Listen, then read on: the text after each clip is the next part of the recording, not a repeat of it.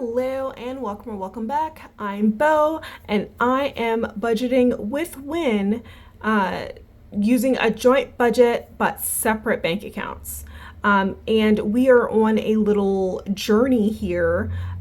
This page is from Caleb Hammer's budgeting course, and we're gonna be Judgy McJudgertons on our finances. So the whole idea of this is spending in 50, 30, 20, and that is 50% to needs, 30% to wants, 20% to investments. We don't make a lot of money, so that is not actually a realistic number for us. So we are working as close as we can to that, trying to figure out different ways to save money. But let's be real, unless we make more money, chances are we're not going to actually be 50, 30, 20 every month. So let's get into the numbers and be Judgy McJudgerface. So if I didn't say before, this is for June 2024. Okay. So total spending this month was $3,751. Of that, $2,902 were spent on needs. That is 77%. $515 of that was spent on wants. That's 14%. And $334 was spent on investments, which in this case is extra debt payments. Sorry, my cat decided to stick his butt in front of the camera. I love you so much, kitty, but you gotta go. You gotta go. The table is not where you should be. Okay. Anyway, investments, $334, that's 9%. So that is how much went to his debt payments. So this number is lower than usual because we are currently trying to get a month ahead, which means we're slowing down on the extra debt payments until our paychecks have been delayed that far, because we both have, me and Win both have varying paychecks, and the struggle's real, y'all. The struggle's real. It's hard to budget when you don't know how much you're going to get paid.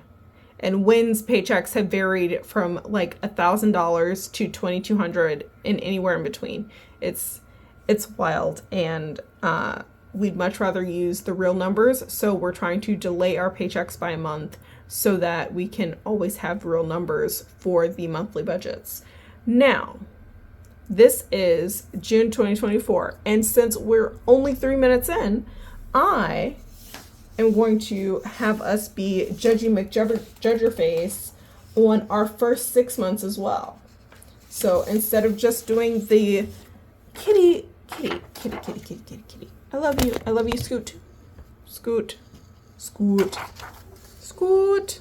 Okay, so we're going to be Judgy McJudgerface on the first 6 months as well, not just this month. So January to June 2024, 50, 30, 20. Goodness gracious, cat fur. Sorry about that. So total spending, $46,376. That's a lot, y'all. That's a lot. Of that, $23,053 were spent on needs. That's 50%. Look at that. Actually falling into the 50, 30, 20. And I will explain why it worked out in this case. Once, $4,556, which is 10% of the total spending. Investments, $18,767, which is 40% of the spending. So instead of being 50, 30, 20, 50 to needs, 30 to wants, 20 to investments, we did 50, 10, 40. So 50 to needs, 10 to wants, 40 to investments. And this is because I drained a big chunk of my savings, pretty much all of my emergency fund, to pay down Win's debt. So I paid off both of his credit cards, his legal debt, and part of his student loans. Let me look at the sheet here. Yeah, so from the debt payoff worksheet, the original one that we filled out in January, I paid off 2 of these credit cards. So this was $5,725.11. And this other one was $4,673.81. Paid both of those off.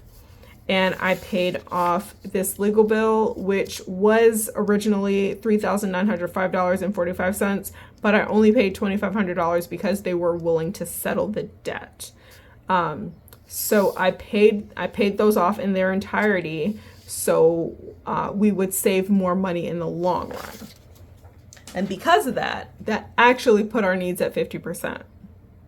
Which is great, but that is not something that I can replicate every month. So totally unrealistic.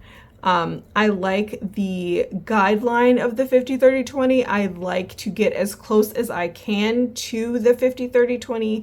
However, it is not always going to be realistic for us because we don't make a lot of money. Especially like over the summer, because Win does not currently have a full-time job. He is not going to be making much money. So like this chart is going to be kind of warped. It just is what it is when you don't make a lot of money. But I still like this as a guideline because it kind of puts things in perspective a little bit as far as wants versus needs versus investments. So what I would like personally is if in general needs are what they are. Try to save money where we can, but it's not always realistic. And I personally would like to always have wants and investments either somewhere around the same number or even have investments a little higher because we are both behind. We don't have a lot of retirement money. We don't have a lot of savings. So for our age anyway. So we need to catch up at the very least with retirement funds and with paying down debt. So we need to have investments at least as high as wants or higher. But that is because we are behind, because we haven't been financially responsible when we were younger. Oh my goodness, the kitty's back on the table. You're such a menace, Cerbs. I love you. My cat, I have a black cat. His name is Cerberus, as in the hellhound from mythology, and he is an absolute menace. Cerbs, you are knocking into stuff. Oh my God. Okay. So, now that we've gone through that and dealt with the absolute menace that is my cat multiple times, and he keeps leaving fur behind, I'm going to have to let it roll a little bit. So, judge me as you will. I appreciate you. I love you. Let me know if you ever do this kind of analysis on your spending. I know the way that this budgeting course in particular tells you to do the 50-30-20 is you include your actual like savings in your savings account in your investments. However, because I do sinking funds, that doesn't work quite right.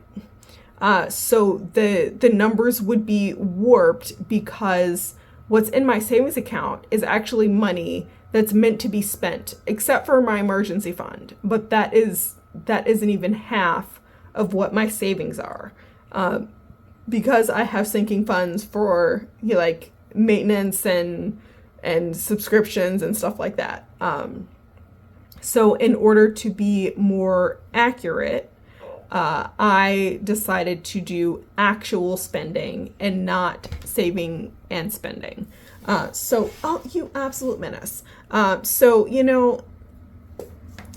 Some people have given me a little bit of crap for not doing this exactly the way the guidelines say, but you know what? This makes more sense to me and it works for me and I'm making progress. So that is what's important to me. I appreciate you so much. Let me know if you also do a 50-30-20 type analysis every month or every 6 months or however often you do it. Let me know and let me know how it goes. I love you so much. I appreciate you. Never forget that you deserve financial stability, and I hope you have a great day on purpose. Bye.